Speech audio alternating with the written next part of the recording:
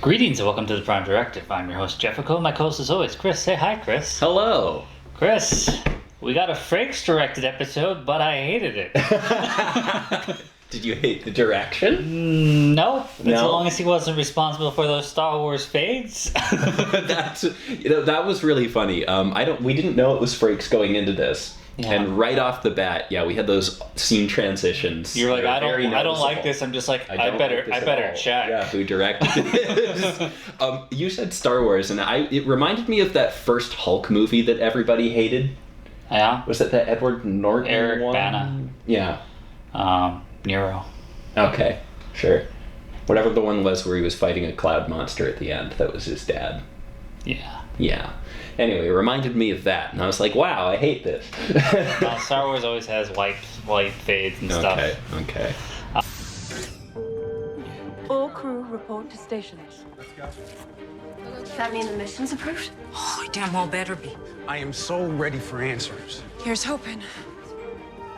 Yeah, no, nothing happened in this episode. Well, things and I got really bored, and I was just like, I know I'm really tired. Is that why this is? Like, he didn't write it, so I'm not going to blame him, but I think they gave him one of the weakest episodes to direct. I would say this was a fairly dull episode, I felt like. I feel like this is the episode where Netflix is like pulled out, and they're just like, shit, our budget's gone, how about they fly into nothing? Yeah. Well, what do we put on screen? Nothing. Yes, this was actually one of Discovery's first bottle episodes, wasn't it? They didn't need any new sets, they didn't go anywhere.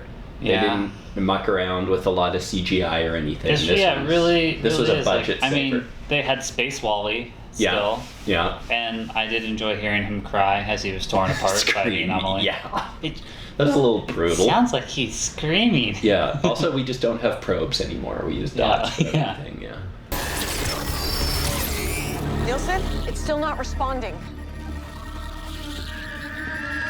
Sounds like it's screaming. You know, when they mentioned that these little things in Book's brain were going to tell us stuff, and it's from the Great Barrier, and I was like, shit, I know what it is. It's the god of Shockery. That's the wrong barrier, Jeff. That's a different barrier. He got himself a starship, and he got through. There's two barriers. Oh, man. I'm surprised they went with re-mentioning the barrier at the edge of the galaxy, because I really don't think there's actually any evidence. It's not there being a barrier. It's not on any of my star charts, and you've seen that book. Yeah. I think, did I not give you that book too? I think just scientifically, there's no basis for that. No. So it's like that's something that's sort of easy to leave in the '60s and never mention again. But we're doing it. So here we go. Yeah. Well, you mentioned it, and so now they must mention Enterprise, Voyager, And I think they were talking about the current Enterprise and Voyager. So have we seen the current Enterprise on Discovery? I don't think so, no. And when we do, I'm assuming we're transitioning to that ship and leaving this crew behind. Because we'll follow the adventures of the USS Enterprise. Maybe that's where Tilly is. 1701. 171. Holy shit. Yeah, that's a lot. Dad? Tareckx. Been a long time. No. It's not possible. You're dead. You don't say. Never came to pay your respects.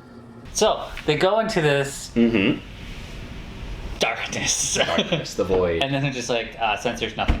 We've done void episodes before. Yeah. I think Voyager had a void episode. I was waiting for Nagilum to pop up and be like, I'm gonna kill that person. Yeah. This is what death is like. Still haven't figured that out, have you, buddy? No. Oh, they could have gone to a sister ship. Would have looked exactly the same. Yeah. Yeah. No, it's just not this episode. And then, like, later in the episode, we see Burnham, like, just like, oh, yeah, I gotta go to the bridge and tell them something transports. What about that poor ensign during that hull breach? Right? Like, we just casually transport to get up the stairs now. Yeah. And the Zora, who is fully aware of what's going on, can't transport him back onto the ship? No. We can't do that? No. And, like, couldn't have put that force field a few meters behind him? I guess, I assume there's just sort of areas that are capable of being force fields, so if you're behind it, you're just kind of done, but you just beam him out. Like I didn't have an attachment to him, but this did remind me of Connor and when he got sucked out into space. Yeah. Connor Burnham's like, no, this again. Let's be ensigns in spacing. Not this again. We have a hull breach! Cortez, you need to get out of here! Gotta fix it! Or it'll blow! Attention. Automated containment field activating in 3, 2, 1. So book went to jump, and I felt this episode was so predictable. You knew it was going to happen. Mm-hmm.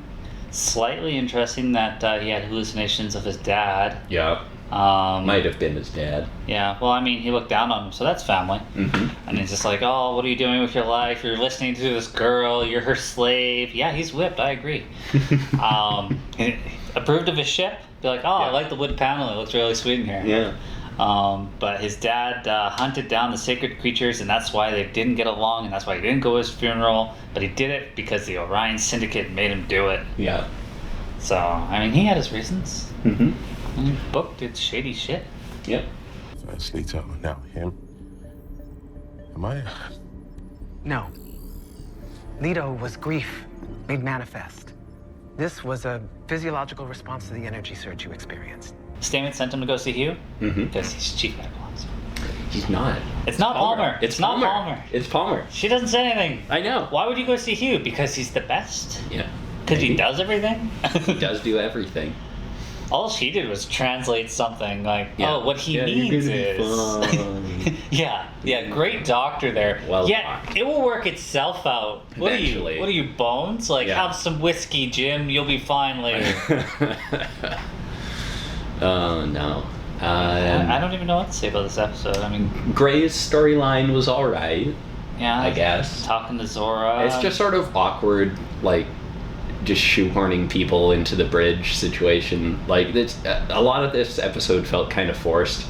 It's just like, we need something for Gray to do. Let's have him help Zora out with her feelings.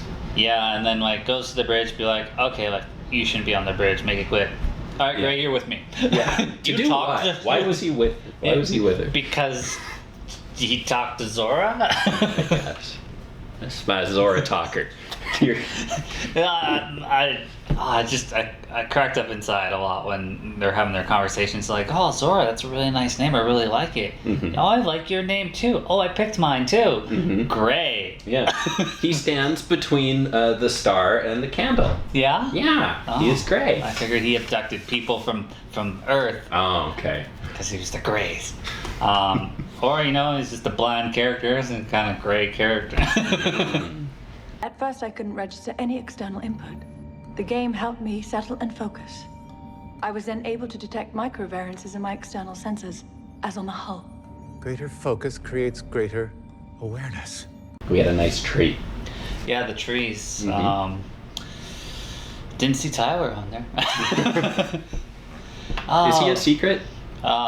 Isn't everything? Isn't everything top secret? I don't remember. I'm not even sure they should be discussing anything with the future right now, but it's just Tyler like banged a secret Klingon spy and made him turn against his plans because of how good I was in bed and